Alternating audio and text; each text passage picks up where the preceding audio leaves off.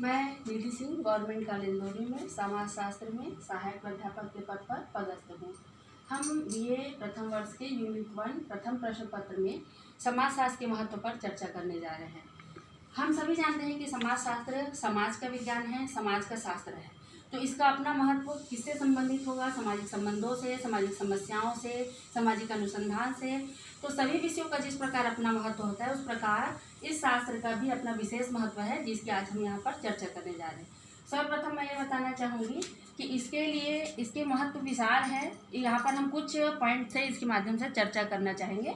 पहला है संपूर्ण मानव समाज के बारे में वैज्ञानिक ज्ञान प्रदान करने में सहायक। जो भी जहाँ तक विश्व है, ये दुनिया है, अलग अलग प्रकार के समाज हैं। सभी समाज के नियम, संस्कृति, कायदा, कानून, प्रतिमान, सामाजिक मूल्य हैं, जिनका वैज्ञानिक तरीके से अध्ययन समाजशास्त्र से ही संभव है। दूसरा है नवीन सामाजिक परिस्थितियों से अनुकूलन करने में सहायक। कल की परिस्थिति अलग थी, सिंधु घाटी सभ्यता थी, नगरीय सभ्यता थी, कभी भक्ति आंदोलन रहा, कभी और कुछ धार्मिक सुधार आंदोलन हुए जो कि इतिहास बन गए। तब का समाज अलग था, मध्यकाल का समाज अलग था, आज के समाज को आधुनिक युग कहा जाता है, आज का समाज अलग है। तो हर समय समाज बदलता रहा और उस परिवेश में व्यक्ति को सामाजिक परिस्थितियों से अनुकूलन करना था। वर्तमान में इसका उदाहरण हम ले सकते हैं कि पूरे विश्व में कोरोना की महामारी व्याप्त है। इस महामारी से लड़ने के लिए जैसा कि निर्देश प्राप्त हुआ है, लॉकडाउन में रहना है या फिर सोशल डिस्टेंस मेंटेन करना है। क्यों? क्योंकि इस बीमारी के जाने के पश्चात या इस बीमारी से लड़ने के लिए एक सामाजिक दूरी बनाए रखनी जरूरी है। तो अगले आने वाले समाज के लिए हमको सामाजिक परिस्थितियों से अनुकूलन करने के लिए ये डिस्टेंस मेंटेन करना है, ऐसा सरकार का निर्देश है। तो यही कहता है कि नवीन सामाजिक परिस्थितियों से अनुकूलन करने में सहायक है। तो समाज के द्वारा, समाजशास्त्र के द्वारा ही इन परिस्थितियों को समझा जा सकता है, अनुकूलन किया जा सकता है। समाज में सहअस्तित्व की भावना के प्रसार में सहायक। सहअस्तित्व की भावना एक मनुष्य दूसरे मनुष्य से अलग है, एक समाज दूसरे समाज से अलग है। इसका सबसे बड़ा उदाहरण देना चाहूँगी कि मैं जब से सृष्टि या समाज का निर्माण हुआ है, नर रहा है, नारी रही है, एक तीसरे वर्ग का उदय आजकल हमने देखा है कि तृतीय लिंग वर्ग अस्तित्व में आया है। आया नहीं है, यह जब से सृष्टि निर्मित है तब से यह है। यह समाज विलोपित था, इसका कभी अध्ययन नहीं किया गया। वर्तमान समय में सहअस्तित्व की भावना को लेते हुए तीसरे वर्ग के रूप में या तृतीय लिंग के रूप में यह वर्ग उभरा हुआ है और जिसके समाज की मुख्य धारा में जिन्हें जोड़ने के लिए समाज शास्त्र में उनका अध्ययन किया जा रहा है। तो समाज में सहअस्तित्व की भावना का प्रसार भी इसी विषय के माध्यम से, इसके अध्ययन से ही संभव है। परंपराओं के अध्ययन में सहायक। प्राचीन काल की परंपरा अलग थी, पर्दा प्रथा था, बाल विवाह, सती प्रथा, जौहर प्रथा, जिसमें से बहुत सारी प्रथाएं समाप्त हो चुकी है। फिर भी बाल विवाह कहीं कहीं देखने मिल जाता है। लेकिन वर्तमान में भी कई परंपराएं हैं, जैसे दहेज प्रथा है। कुछ परंपराएं अच्छी हैं जो मर्यादाओं से रिलेटेड है। तो उन सब का अध्ययन, उसमें कितने हमारे लिए उपयोगी हैं, कितने अनुपयोगी हैं, इन सब का अध्ययन समाजशास्त्र में ही किया जाता है। अगला है राष्ट्रीय एकता में सहायक। जब एक व्यक्ति से एक परिवार बनता है, परिवार से समाज बनता है, समाज से राज्य, राज्य से राष्ट्र, तो इस तरह पूरे विश्व विस्तार होता है और हर जगह राष्ट्रीय एकता या अखंडता की आवश्यकता होती है। तो राष्ट्र का विकास तभी संभव है जब राष्ट्रीय एकता हो। तो यहाँ की समस्याओं को समझने के बाद ही उसका निराकरण संभव है। इसलिए ये समस्याएं हम समाजशास्त्र से ही समझ सकते हैं।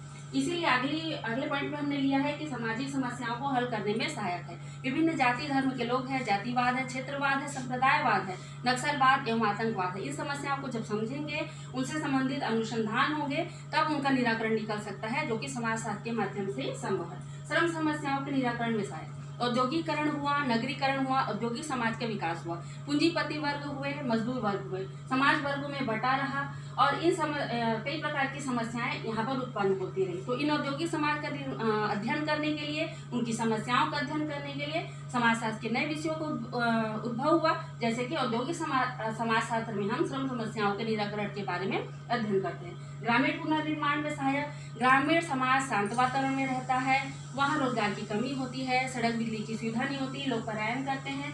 वहाँ का पुनर्निर्माण का कार्य कैसे हो, कृषि कार्य कैसे अच्छे से हो, इन सब का अध्ययन करने के लिए हमें समाजशास्त्र की नई शाखा का विकास करके उसका अध्ययन करना पड़ा, जैसे कि ग्रामीण समाजशास्त्र। इसमें इसके बारे में विस्तार से अध्ययन किया जाता है, उनकी समस्याओं को समझकर ग्रामीण पुनर्निर्माण में सहायता मिलती है। नगरीय विकास में सहायक। नगरीकरण के पश्चात नगरों का विकास हुआ। औद्योगिकरण से कई प्रकार की अच्छाइयाँ आई तो कई प्रकार की बुराइयाँ हैं, जैसे मद्यपान, वेश्यावृत्ति या फिर बाल श्रम जैसी समस्याएं उत्पन्न हुई, जिनके हल के लिए हमें नए समाजशास्त्र जैसे नगरीय समाजशास्त्र का अध्ययन करना पड़ा, ताकि हम उन समस्याओं का अध्ययन कर सकें। जनजातीय समस्याओं को उन्मूलन में सहायक। कुछ जनजाति समस्याएं हैं, कुछ संस्कार उनके अच्छे हैं, जैसे गोटुल प्रथा का वेरियर एल्विन ने अध्ययन किया है, वो अच्छे संस्कार के अंतर्गत है। लेकिन कुछ जो हमसे वो सामाजिक संपर्क दूरी बनाए रखते हैं, उसके कारण उन्हें शिक्षा नहीं मिल पाती, संचार क्रांति से वो दूर हैं, तो उनके साथ कई प्रकार की समस्याएं उत्पन्न हो जाती है, जिसका अध्ययन भी हम जनजातीय समाजशास्त्र के अंतर्गत कर सकते हैं, उसका निराकरण कर सकते हैं। सामाजिक नियोजन में सहायक,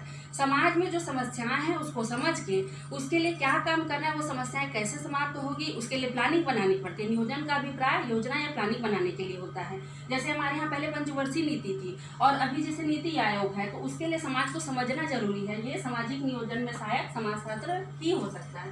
पारिवारिक जीवन को सफल बनाने में सहायक, एक एक व्यक्ति से एक एक परिवार बनता है। जब अगर किसी परिवार में मद्यपान जैसी समस्या है या लड़ाई झगड़े होते हैं, तो आसपास पड़ोस भी प्रभावित होता है। तो पारिवारिक जीवन को सफल बनाने के लिए एक एक परिवार को समझना जरूरी है, परिवार को अध्ययन करना, उसकी समस्याओं का अध्ययन करना जरूरी है, जो कि समाजशास्त्र से संभव है, ताकि इन समस्याओं को हल किया जा सके। प्रजातंत्र को सफल बनाने में सहायक, जैसा कि हमने पूर्व में बताया कि एक व्यक्ति से लेकर पूरे केंद्र तक लोकतांत्रिक विकेंद्रीकरण है। इसमें कई प्रकार की योजनाएं हैं जिनको सफल बनाने के लिए प्रजातंत्र जैसी व्यवस्था की आवश्यकता होती है। चूंकि यह राजनीति से रिलेटेड है, लेकिन यह समाज का एक हिस्सा है, इसलिए प्रजातंत्र को सफल बनाने के लिए समाज को समझना जरूरी है और समाज को समझने के लिए समाजशास्त्र का अध्ययन आवश्यक है। इसी संबंध में समाजशास्त्र का व्यावसायिक एवं व्यवहारिक महत्व भी महत्वपूर्ण है। व्यावसायिक एवं व्यवहारिक महत्व ऐसा कि अगर समाजशास्त्र का अध्ययन करके व्यक्ति समाज को समझता है, तो सामाजिक अनुसंधान, सामाजिक चिकित्सक के रूप में, सामाजिक अनुसंधानकर्ता के रूप में, सामाजिक इंजीनियर के रूप में, सामाजिक सलाहकार के रूप में हम आगे अपना कार्य कर सकते हैं। अनेक अनुसंधान करके समाजशास्त्र को समझ सकते हैं। Thank you all of you.